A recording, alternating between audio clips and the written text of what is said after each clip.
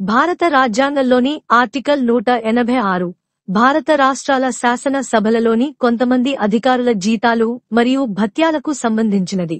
వివరణ: కవర్ చేయబడిన అధికారులు. ఈ కథనం శాసనసభ స్పీకర్ మరియు డిప్యూటీ స్పీకర్, రాష్ట్ర శాసనసభ దిగువ సభ మరియు లెజిస్లేటివ్ కౌన్సిల్, రాష్ట్ర శాసనసభ ఎగువ సభ, చైర్మన్ మరియు డిప్యూటీ చైర్మన్లకు సంబంధించినది.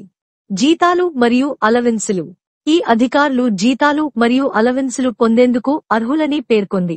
అయితే నిర్దిష్ట మొత్తాలు రాజ్యాంగంలోనే నిర్ణయించబడలేదు. శాసనసభ ద్వారా కేటాయింపు.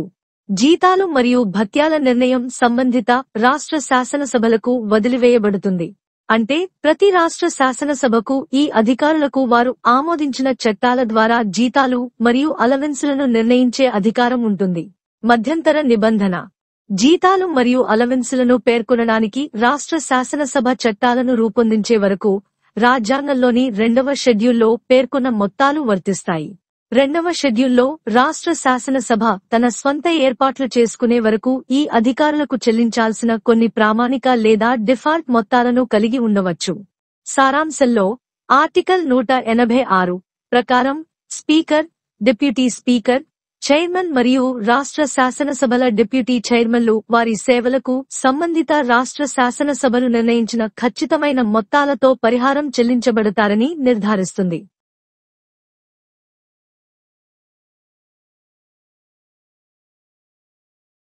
భారత సంవిధానము. భాగము 6. రాజ్యములు. అధ్యాయము 3. రాజ్య శాసన మండలి. రాజ్య శాసన మండలి అధికారులు. ఆర్టికల్ 186. అధ్యక్షుని, ఉపాధ్యక్షుని మరియు సభాపతి, ఉపసభాపతి యొక్క జీతములు మరియు భత్యములు. శాసన సభ యొక్క అధ్యక్షునకును, ఉపాధ్యక్షునకును మరియు శాసన పరిషత్తు యొక్క సభాపతికిని, ఉపసభాపతికిని క్రమముగా వారికి ఆ రాజ్య శాసన మండలి శాసనము ద్వారా నియతము చేయు జీతములు, భత్యములు చెల్లించబడవలెను మరియు తద్విషయమున అట్లు నిబంధన చేయబడు వరకు 2వ అనుసూచిలో నిర్దిష్టపరచబడిన జీతములు మరియు భత్యములు చెల్లించబడవలెను.